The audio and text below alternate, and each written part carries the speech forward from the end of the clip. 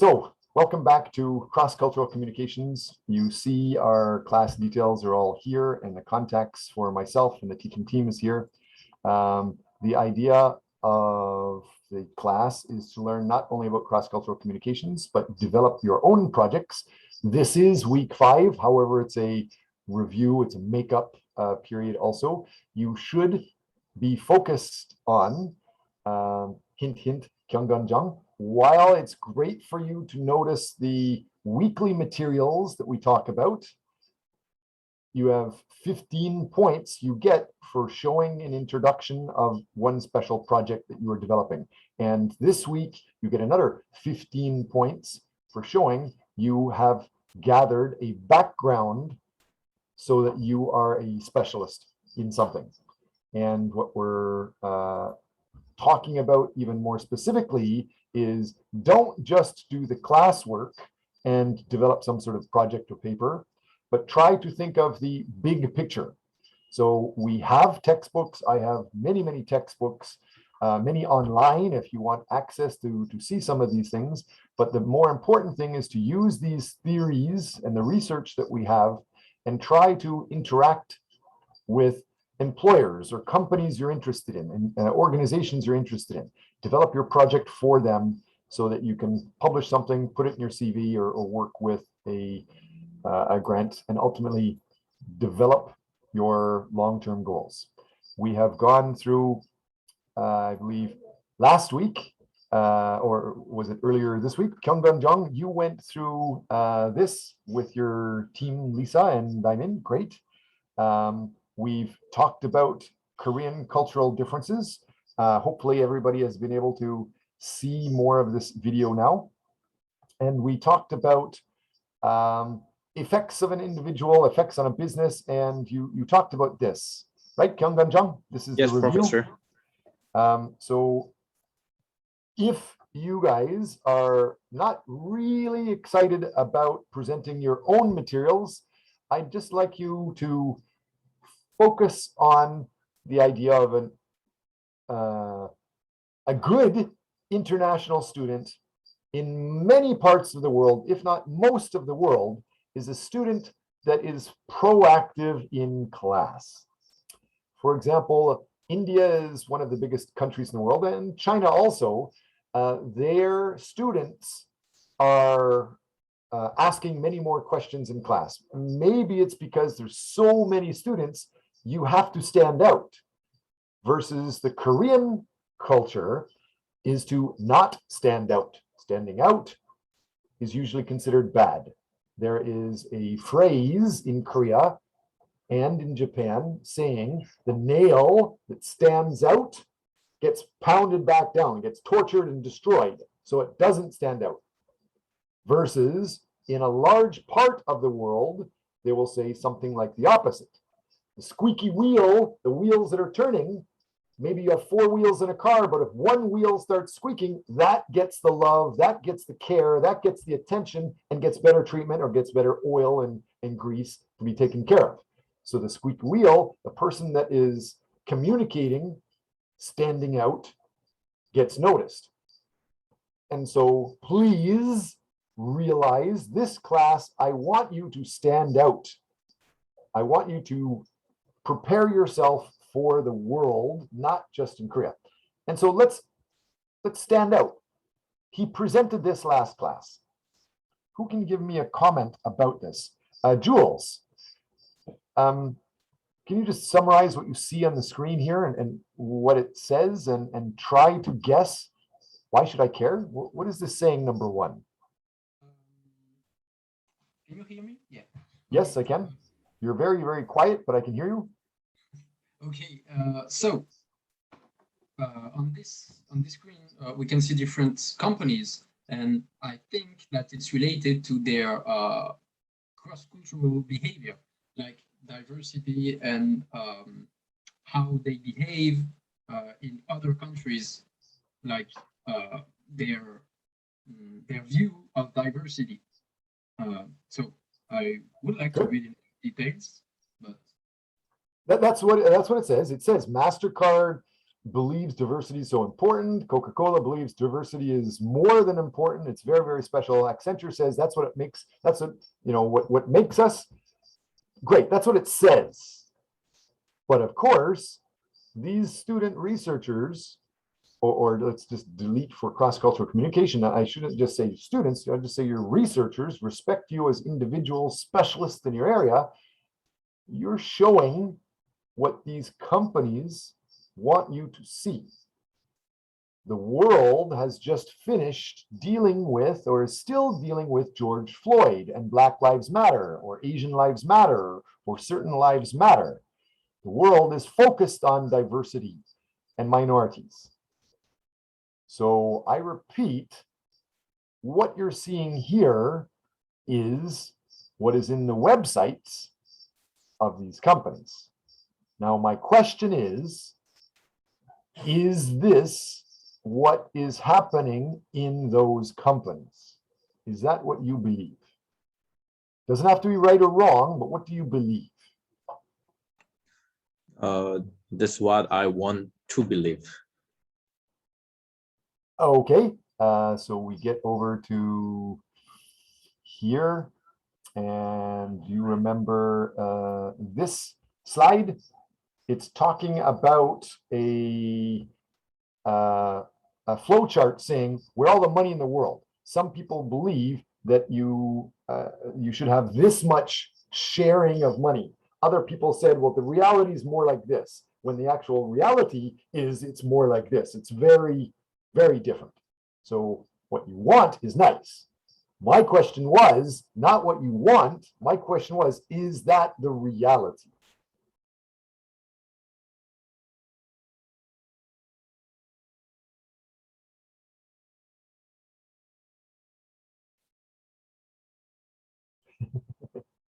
Kyunggan, do you think that's the reality? I mean, that is the reality, but maybe companies have some, how do I say? I mean, that is the reality, but it's like a step to the reality that even diversities can influence the companies in a positive way or so. Okay, I'll bet you a beer that I could find the same statement, basically the same words, with Samsung or Hyundai. Do you believe Samsung or Hyundai is more than just policies and practices? Diversity is how it is managed. No one should be discriminated against. Anybody is hired. The best people in the world are hired for the job in these companies. For Samsung, I don't think so. Okay, we're going to say hypothetically, right? We don't want to get anybody in trouble, but Okay. For example, maybe it's not, but why not? Why is it different?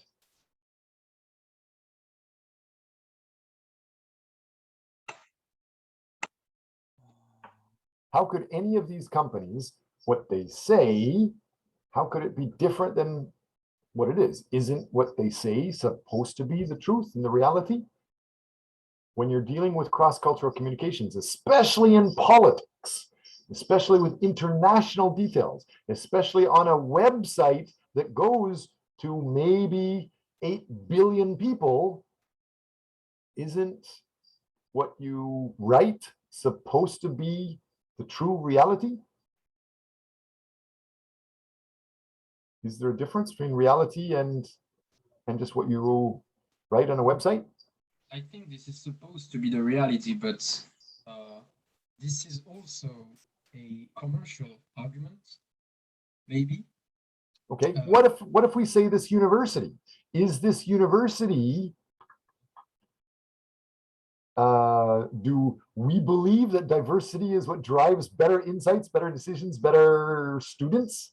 And the backbone of innovation? Is that what the university, isn't that what this university basically says also? So this university or Samsung or Hyundai, what company is actually doing that? Is actually managed, benefiting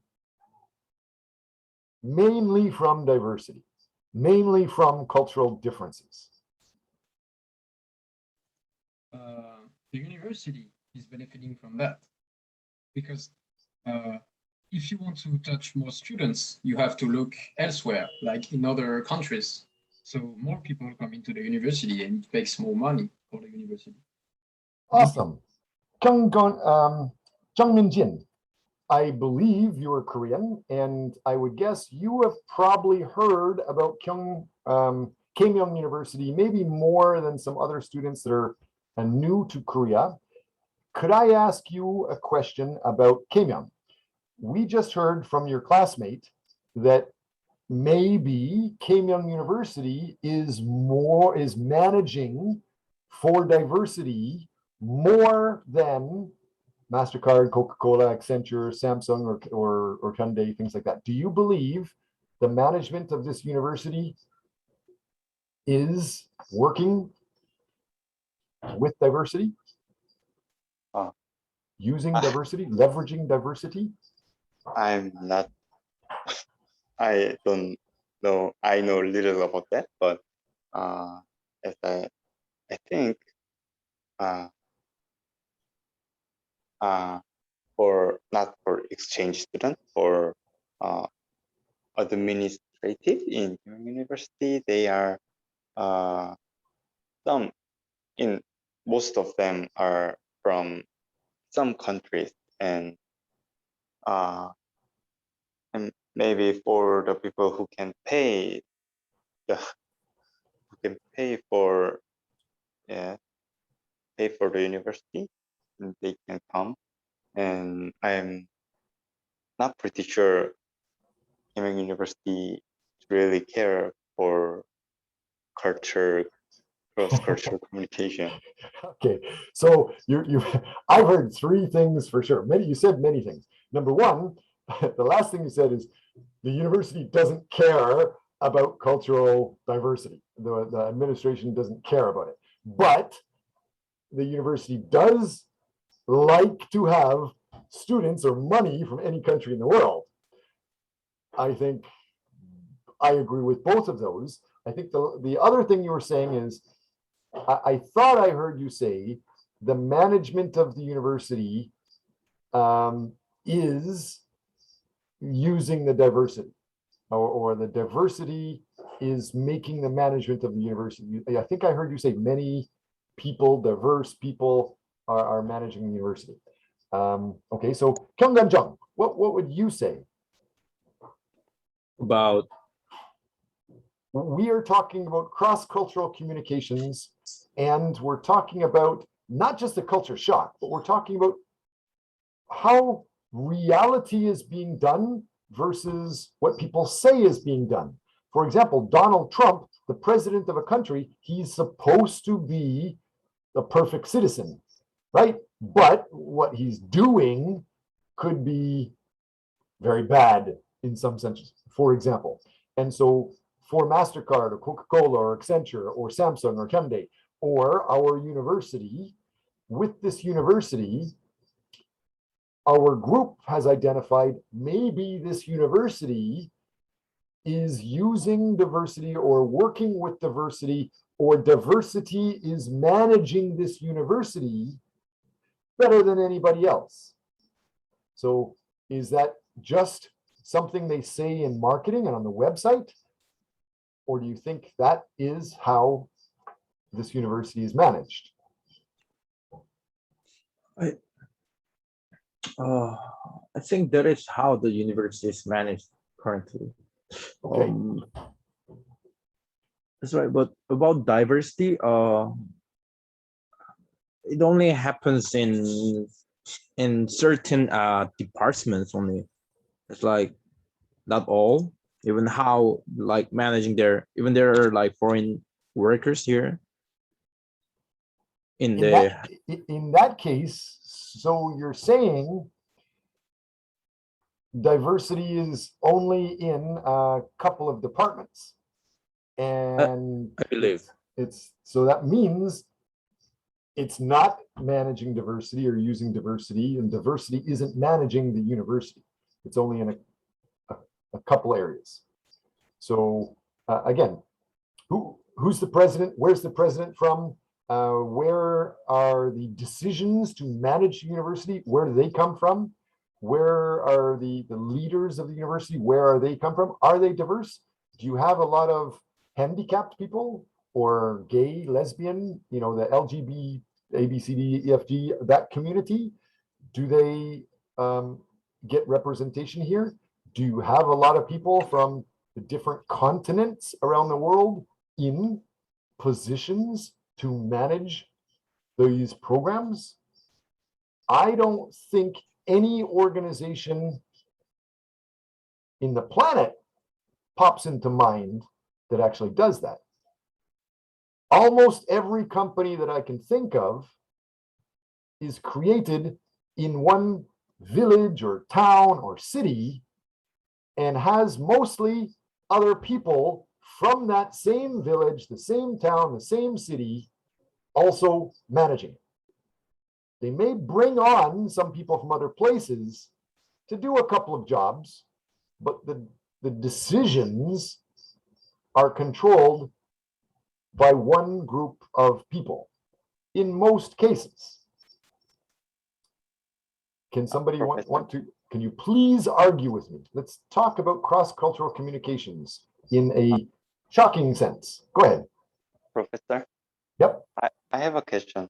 Is there any different criteria for hiring foreign professor compared Absolutely. to Korean professor?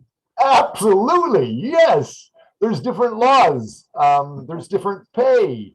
Which are you talking about for MasterCard or Coca-Cola or Samsung or the university? In Korea, most Korean professors get, some people say, 2 to 3 times more money than most foreign professors.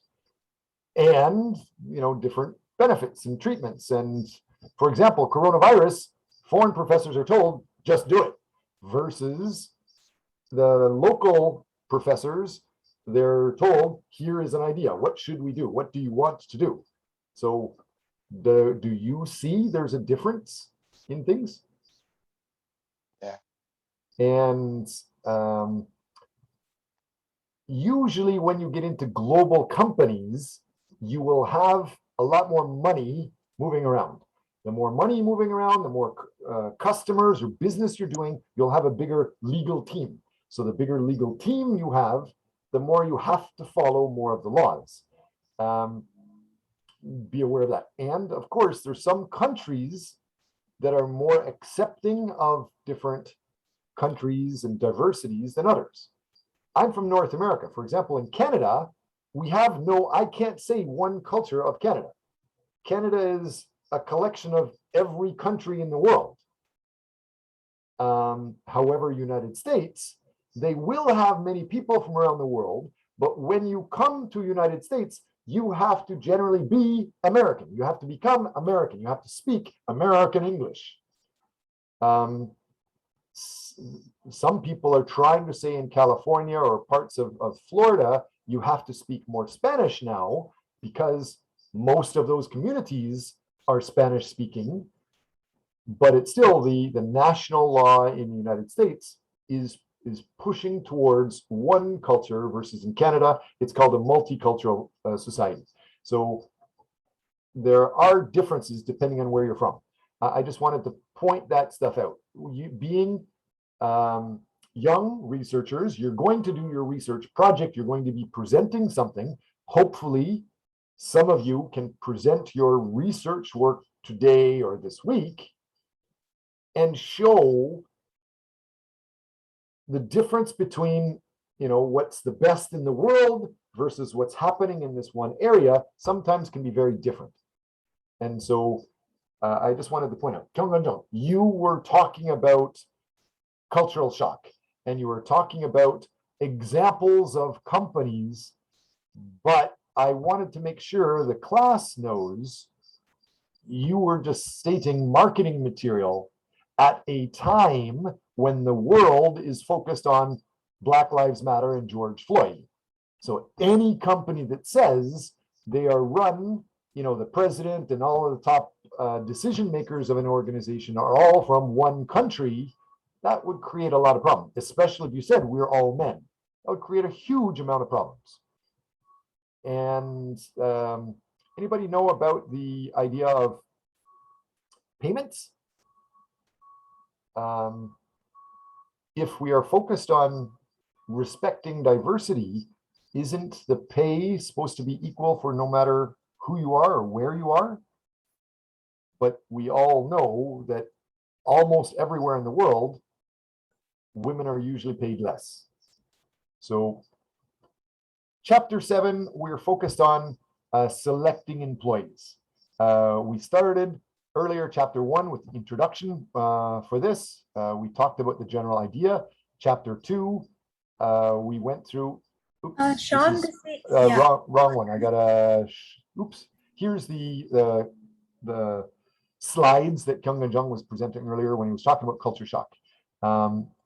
Chapter 1 was talking about the introduction, and we talked about Trump and examples of cross-cultural communication problems, and so how we must respect it and what it was. Chapter 2 was talking about how can we understand what is some other culture. And we went through and we said there's economic culture, there is the student educational culture. We talked about there's the social culture, occupational culture, and then high and low areas. And this is what I was trying to show you earlier about the idea that we believe we hope the system is going to be like this white line here. And they think the reality is more in this middle here. But the truth is this dark green line, which is much, much worse. And you can go through, we already saw this. But there's many different examples of that. The big companies, if you want to work with almost any company in the world, wherever they work, like all of these big companies, Fortune 500, even Walmart, they do work with people from around the world. However, the Fortune 500 is kind of small in some ways. The global 500 is more important. That's from around the world. And so this is Walmart, Sinopec, China, State Grid, China, China National Petroleum, China, Royal Dutch Shell, Netherlands, Saudi Aramco, Saudi Arabia, Volkswagen, Germany. So there's many organizations around the world that are huge. And these organizations should be respecting diversity, because we know with cross-cultural communication, the more different ideas you have, the more ideas you can put together, the better results you can get. The more values you start with, the better the results you can have at the end. And so if we look at Walmart, for example, it is one of the biggest companies in the world, on the planet. Who actually owns it? Any idea? You guys should all know, basically just a small group of families, a bunch of brothers and sisters, right? They own and control almost everything of Walmart. All decisions have to be accepted by them. If not, things don't get done. Same thing, Sinopec Group, that is an energy company, like a oil and gas electric company in China, same thing, State Grid and Sinopec are the same. Both of them, all decisions are generally controlled by the president of China. It's not just Sinopec Group, State Grid, and China National Petroleum, it's all the same. The decisions are generally created for one person. Which group in there would you say has the best cross-cultural communications? Which group in here has the best cross-cultural management or diversity reflected in their management? Any ideas? Can you guys hear me? Bob, can you hear me? Yes, I can hear you. Okay, would you like to guess? Can you repeat the question again? Sorry, I wasn't paying attention. We were talking about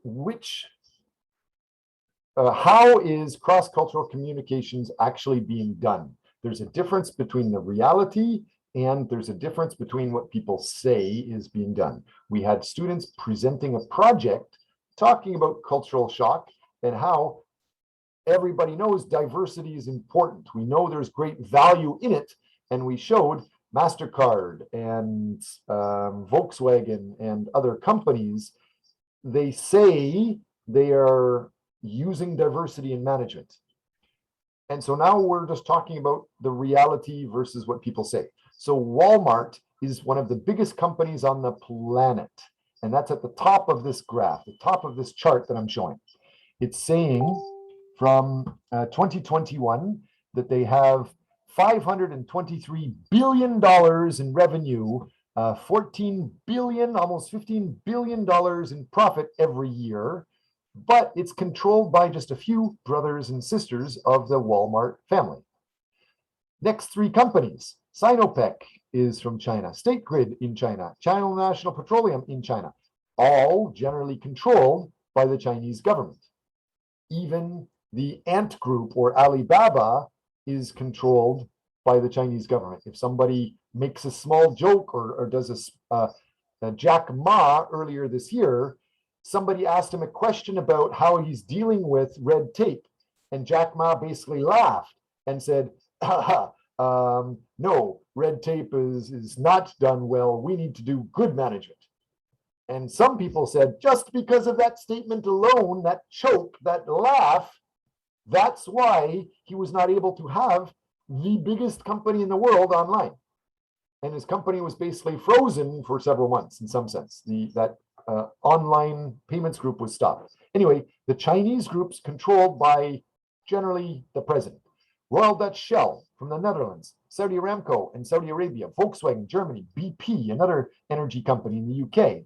So my question to you, Hua, is which company do you think of any company in the world has some of the best diversity leveraged in its management? I guess all of them, but the one that have the best diversity environment, it can be Amazon or Walmart, I get. Okay, so let's start thinking about those things as you're doing your project. The idea that people say they are diverse, but do they have people of different diversities in the actual management, making the decisions, controlling details? Walmart, controlled by a family. Is the management, although they're doing significant business in China, is the management Chinese? If they're doing business in Kenya, is the management there Kenyan? If they're doing business around the world with Samsung, is the Samsung operations around the world controlled by those people? Yes. Can I make a guess? Yes, please. I think none of the companies you showed us is diverse in its management. Like China, it's sure it's not. It's obviously Chinese people. Walmart is obviously the family you said. Maybe in the Netherlands or Germany or UK, and I don't think so. I think each one have their management from people coming from the home country of the company. Right, absolutely. However, everybody's dealing 2021, 2022. That's the life we're working with now, we're living now, and we're all experiencing coronavirus. We're all experiencing that we have to work online to communicate. Applying for jobs, working for companies is increasingly now online. So from yesterday or last year to today, there's a huge shift to start working with these other countries, start working with people from diverse backgrounds with diverse values. So the value of cross-cultural communication should be starting to explode. You guys should be promoting the fact that you know how to communicate and possibly manage people from these other cultures. And it doesn't matter what language it is. The language you're using is usually not important. The only language, the most popular language, the most important language in the world is what? Whether we talk about contrasting cultural values or the cultural shock or the idea of being politically correct. What is the most important language in the world? Chinese. Good guess. That's where the most people are, but it's wrong. Or customer's language. Right, it's the customer's language. So wherever you're working, you need to understand that language. You don't have to speak that language perfectly, but you have to understand it. So if you just learn a language by memorizing the dictionary, if you're doing a class project by creating the project based on your ideas and trying to understand what happens in a different culture, what does that mean? That means you are ethnocentric. You are understanding and doing things only from one culture. So you need to go out and survey these other people. You need to check what you found matches what they feel and agree with. And so next week going forward, week 6, 7, 8, and 9, the focus will be on getting past your research and checking all of these possible ideas, all of these possible words, all of these possible findings. Whatever you find, check the reality in that market matches you, and be aware, who are you checking with? If you're surveying just people around you, well, they probably have the same views as you. If you're surveying people with a different culture, they're probably going to have the views of that culture. If you're surveying people of a certain age, they're going to only have that view of that age. If you want to know what's happening in some community, or if you want to know how to communicate with some other group of a different language or a different value or a different community around the world, you should be surveying them. And you can do that most easily now online, especially with the great thanks from the coronavirus. So we've talked about those kind of things a little bit. I'd like to go around and hear a little bit more about this idea of what you think of politically correctness. Why should you care, or how do you care? How much do you care about? Or more specifically, what do you care about?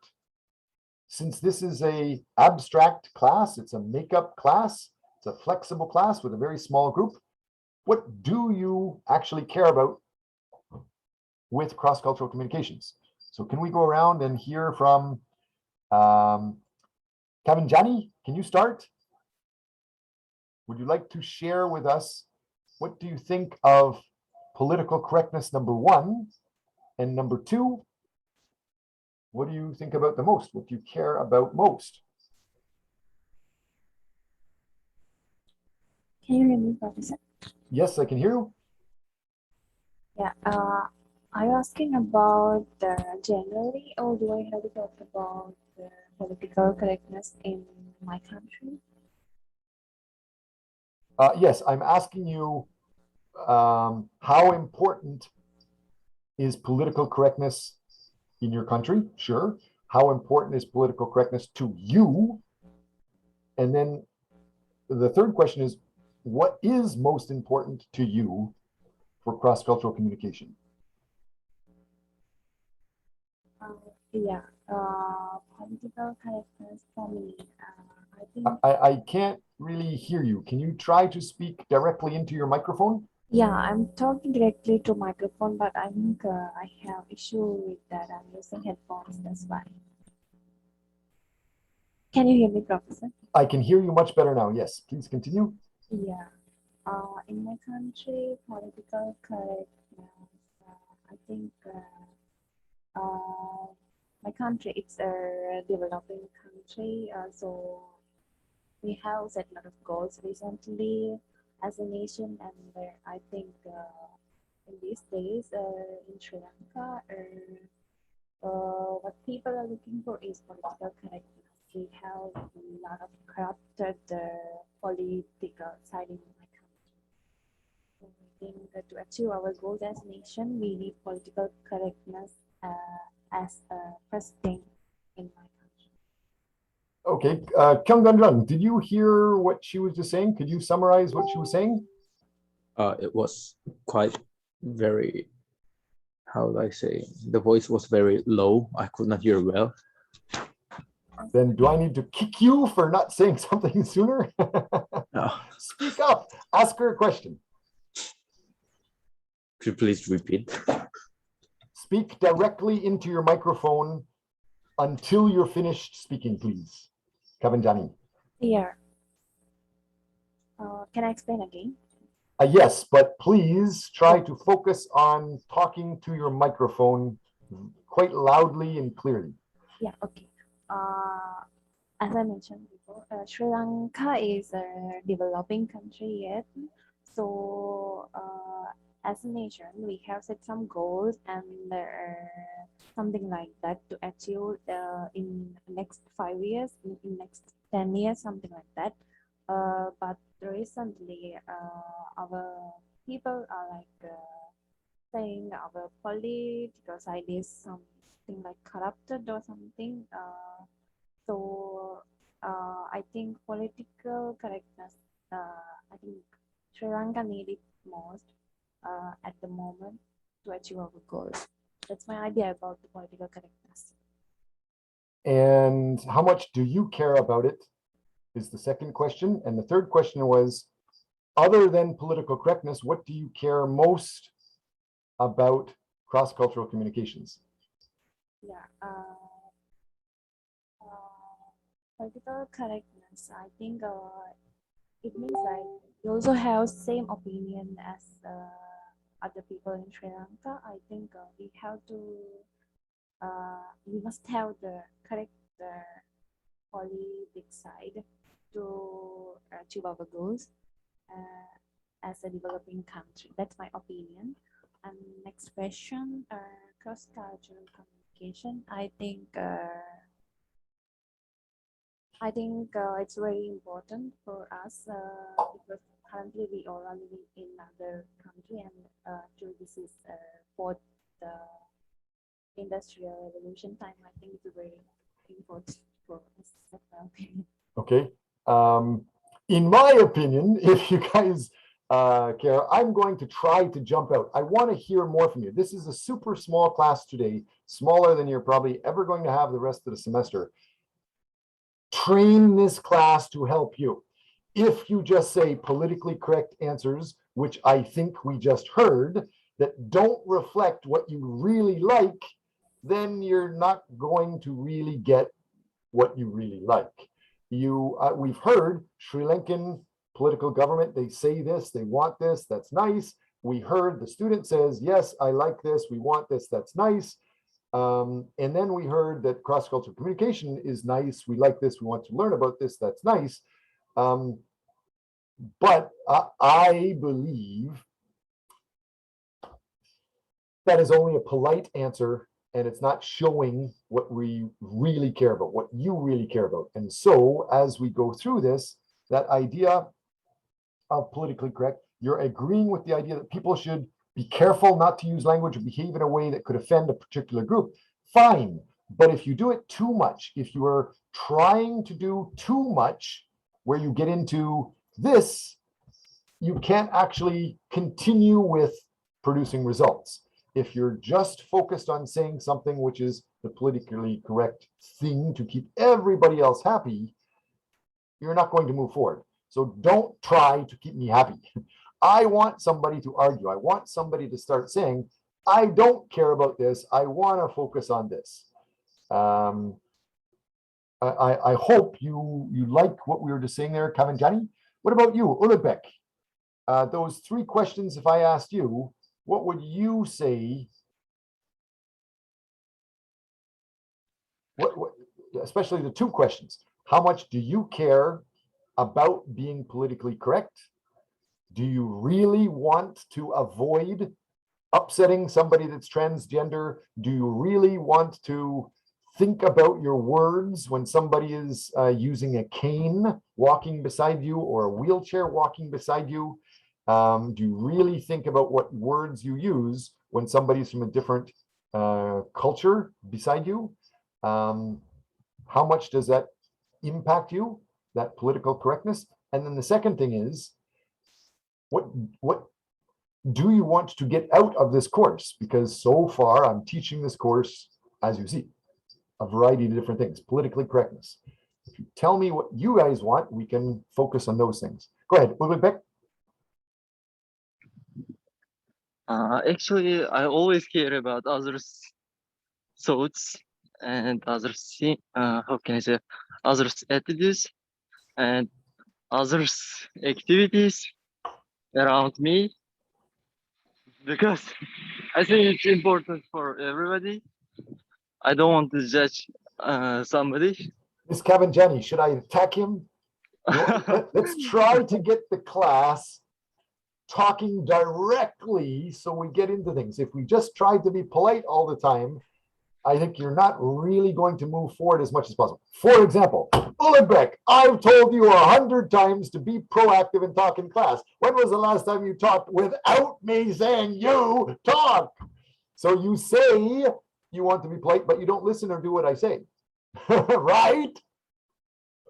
No, I always listen to your words. Okay, you listen, you just don't do what I say. I want people to debate this. I want people to argue this. I want people to try to respect what is the function. But then if you don't have a view to try to fix something, are you just trying to be a tourist going through? You want to have a fun time in the other cultures, but you don't really want to make an impact in the other cultures? Are you just interested in vacationing with cross-cultural communications, or do you want to be able to help change something in another community or interact with a real other community? If you're just focused on saying these right words, like I said, I attacked Ulrich, but with Kavanjani, I had to say things 3 times to get her to say things, and then she was still super, super quiet and couldn't really hear. And what we did hear was, in my opinion, I like you, Kavanjani, you're a great student, but I have no idea what you really care about. I asked you what you care about, but you told me something politically correct, so it has no value to me. And so it's nice, you're a good student, you're saying the right things, but I can't even help you. It's my job to help you. So if you go to another culture, how are you going to interact with those other cultures? This is a small group we have today.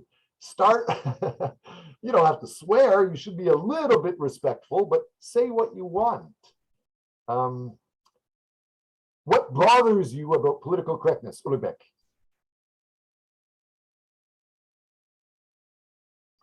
Sorry, can you repeat one more time? What makes you angry about politically correctness? What makes me angry? Yes. What part of being politically correct upsets you, pisses you off, makes you angry? Yes, it's good for the world, but blah, blah, blah, blah, blah. Fill in the sentence.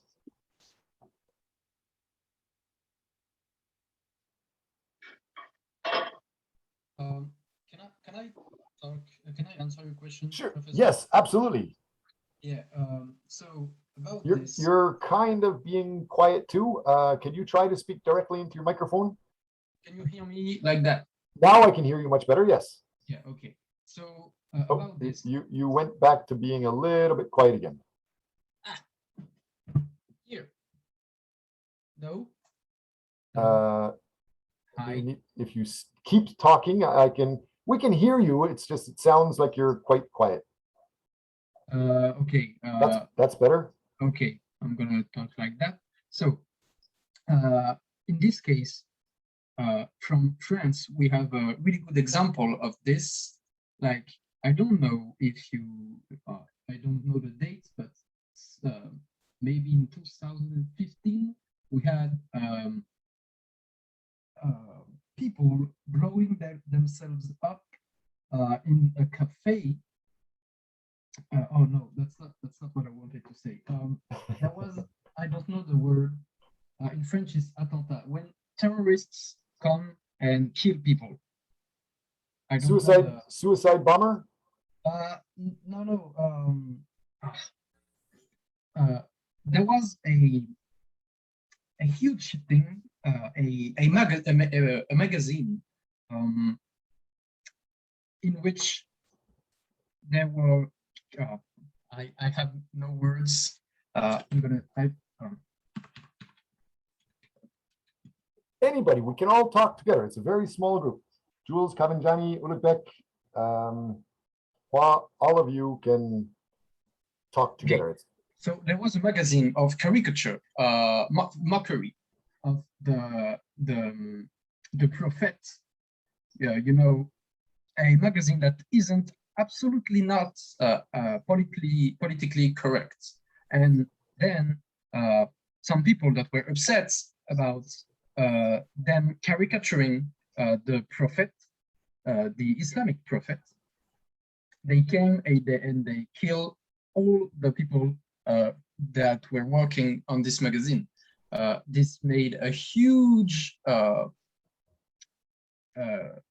it was horrible, of course, and the whole country of France was really upset about that, because this was not politically correct, but this was aimed to be humorous, aimed to be a satire.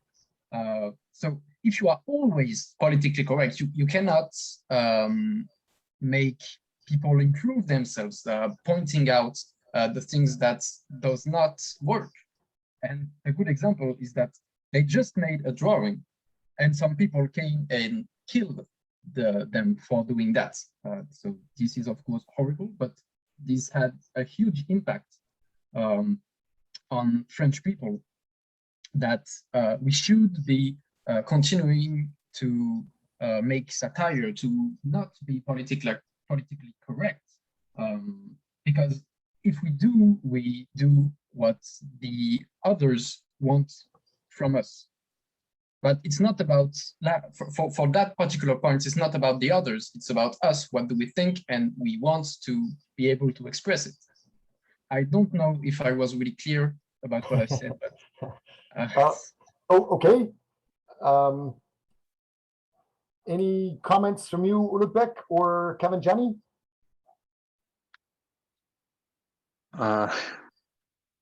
How can I say?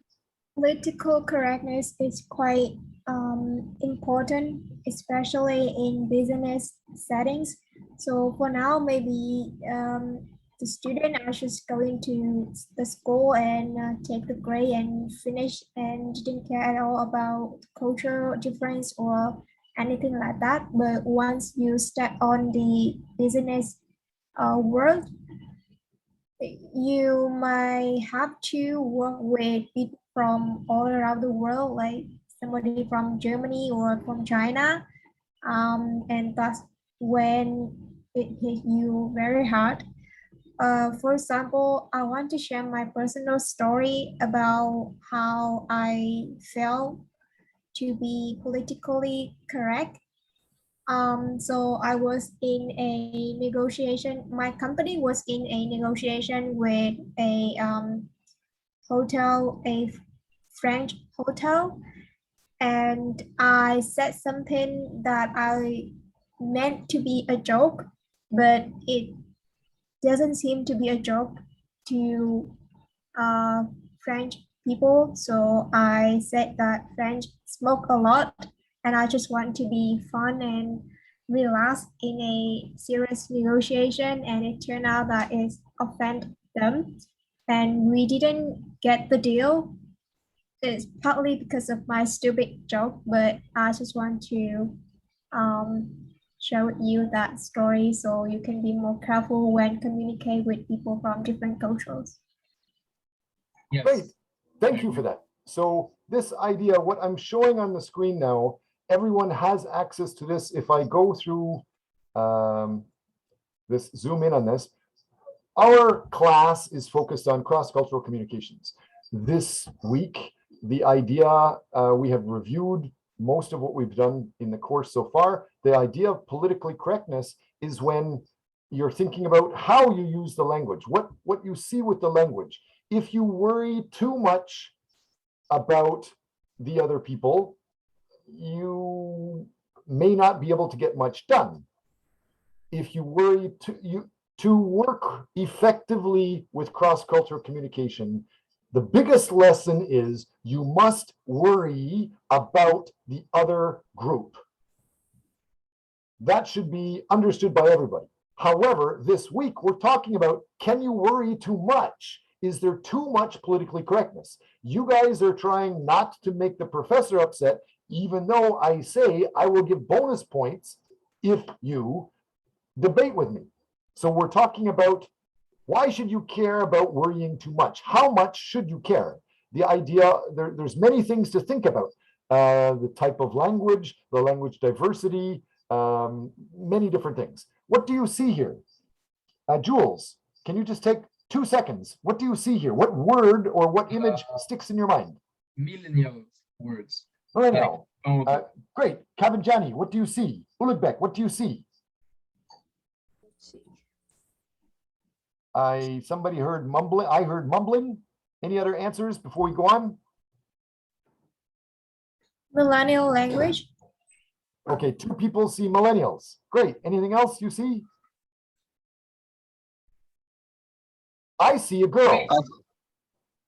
Anybody else see what I see? The girl? No. Really? Look closer. Yeah, the This face is of a the girl. picture of a girl. This picture looks like social messages for society. Sure. You do see the face though, right? And the chin down here, the lips here. This is the hairdo all around the outside. yes. This is a person, maybe a tan colored skin person, but there's many things inside their head. Maybe that's something to think about. And so there is a lot to cross-cultural communication. There's a lot to this whole study of sociolinguistics. Obviously, this is an example of what not to do for some things, but at the same time, he was able to get a lot done. He was able to become one of the most powerful men on the planet doing things for his group. And some people say his group is just this, a group of hillbillies or not international culturally focused people. So we define what is politically correct. It is being careful to use the language so you don't offend people, but there is a level if you go too much, if you worry too much. I myself worry too much. So we have this cartoon that we talked about. Some people worry about the SH word. I don't know what they're talking about. Are they saying shit? Are they saying shithead? I don't know. The F word, I guess that's the F-U-C-K. Christmas is another bad word for several people. For me, it's not. I love it. It's one of the best words in the world in my life, but I do know some people get really offended. So at Christmas time, in the winter time, December time, I want to say Merry Christmas to everyone, but sometimes I can't. I can't put that as my standard email signature. Why? Because some people are offended. The red is showing too many people get offended versus the blue, people want you to be more careful. If you're Republican, Democrat, Independent, Trump supporters, Clinton supporters, some people get, they think people are too worried about it. Like Donald Trump, he doesn't care very much. He just wants to get results. Other people, maybe Greenpeace and other organizations that are trying to help organizations, they will say we need to care more. Black Lives Matter, for example. And then there's the whole idea of when we use words, what words should we use? Each group of people, we must understand. When we communicate with them, we must use words that they accept. But the Chinese use different words, and Italians different than the English, different than Swiss, different than the German. They're all different. So when should we worry about it? We understand Hofstede, we've talked about Hofstede, but this idea of high context language, low context language, you should be clearly aware. This is famous research promoted by Edward T. Hall. He was saying people work in this way. They talk in this way. In Korea, they usually have non-verbal communication. They usually have high context, which means high environment. They depend on if you're with an older person or a younger person at a time of day, if you're in front of a company or not. All of that creates your message, whether you like it or not. Versus in low context, the message is using each explicit word. Internationally, usually to be understood, you need to use the words. Sometimes even the body language must be understood. Sometimes jokes. Jokes are some of the easiest ways to get other people to understand you, but they're the hardest things to translate. They're the hardest things to work with cross-cultural communication. Being funny, great, but a joke does not translate easily. So what can you do? You must respect diversity problems. You must respect there's many different dialects. Like in Korea, we could very easily say 98% of the population of this huge world famous country is one culture. And yet, some people from Seoul don't understand some people from Daegu, or they don't understand people from Cholanamdo or Busan and other areas. Just the dialect might make it hard for people to understand. Sometimes their words are different. And the levels of being informal or formal. In Korea, you have to be formal with people that are older than you. You're supposed to be informal with anybody younger than you, whether you like them or not, whether you're respectful or not. Something similar to that in Jules, would you agree? I believe you're from France. In France, you're supposed to have the formal language with older people, usually. We have the same thing in France with we have two words to say you. We have tu and vous, and we have to, when you don't know someone or when it's someone you respect, you have to say vous, and when you're not formal, you say tu. So yeah, I can totally understand that because we have the same thing. Right. So in Korea, in China, in Japan, in France, in many countries, you have to speak not what's in your head. You have to speak with words for that target audience, for the people you're targeting. So that's clear. Il, elle, on, nous, vous, tu. There's things in Korea that are the same in France. But while you must respect and do this informal or formal language, we get to the other area where there's slang. Every country, every person knows slang. You know colloquial words. You know the street words that may not be in the dictionary. These are some of the hardest things you can't easily use. If you start trying to use them, there's a super high chance you're going to make a mistake with them. As I said, jokes are the hardest thing to learn with cross-cultural communication.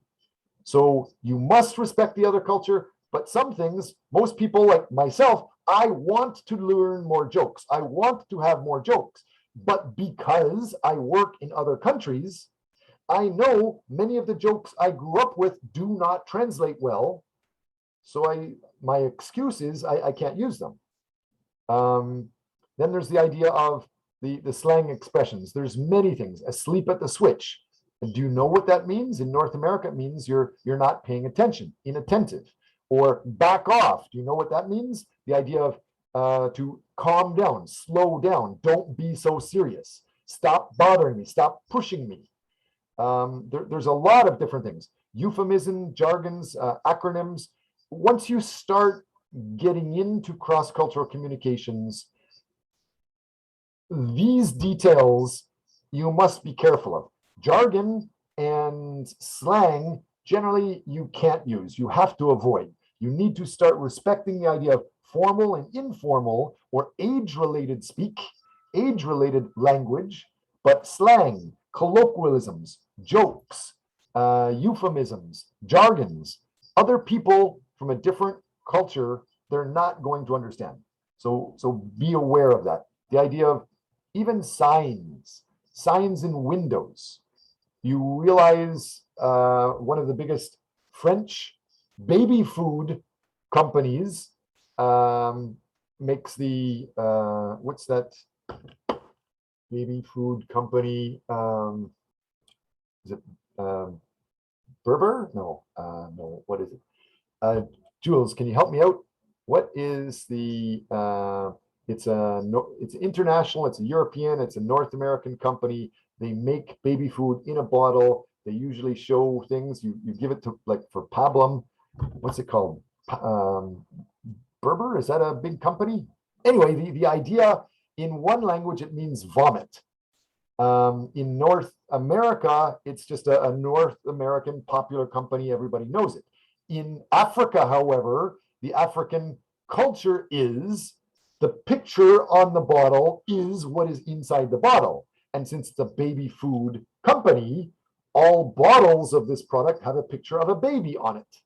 They have a smaller picture of the food item, but the biggest picture is a baby's face. Gerber, that's what it is.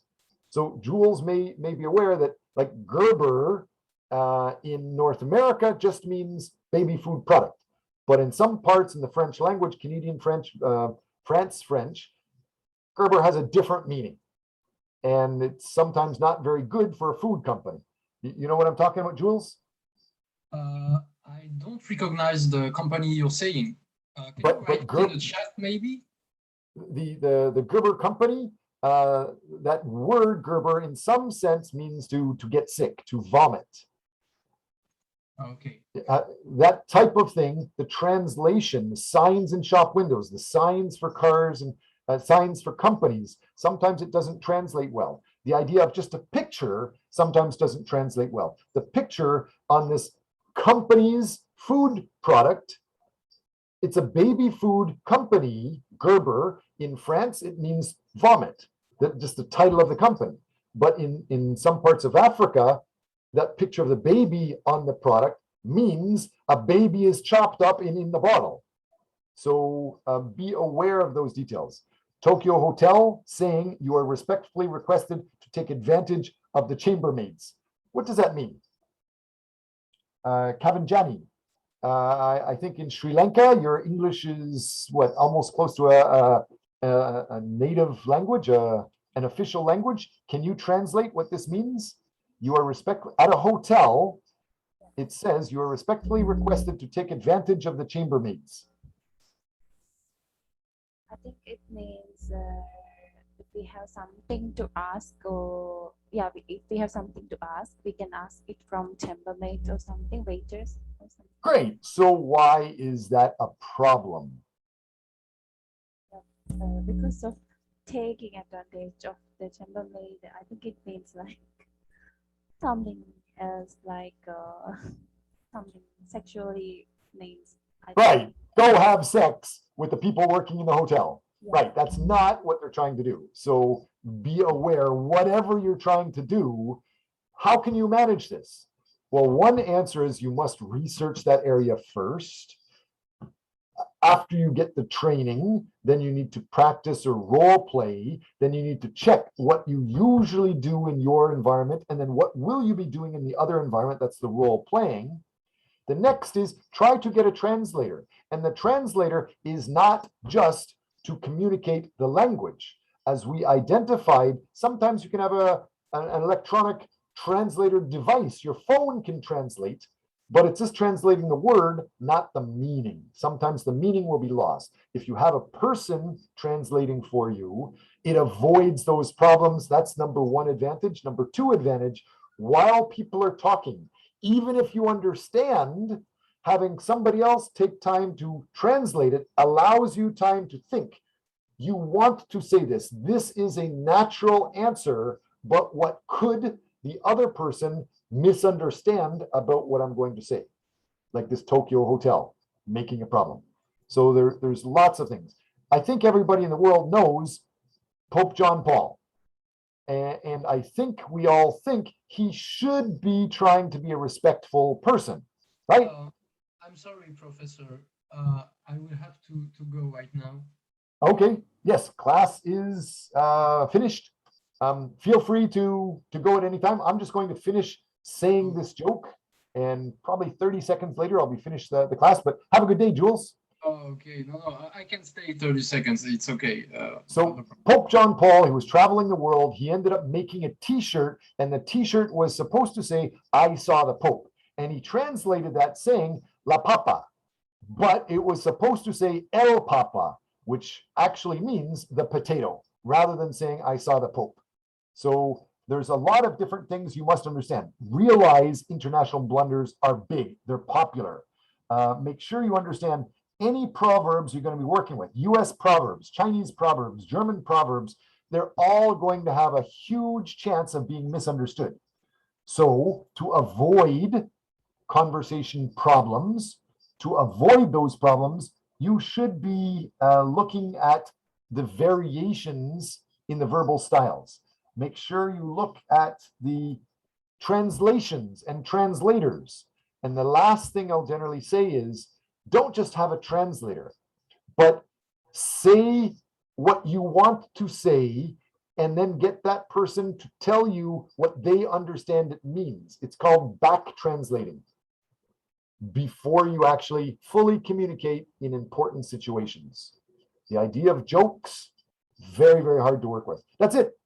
Have a good day, guys. Thank you for coming. Again, if you want any help with the class or if you want any customization, feel free to let us know anytime. Thank you. Anything I can help you with, Kevin, Johnny? No?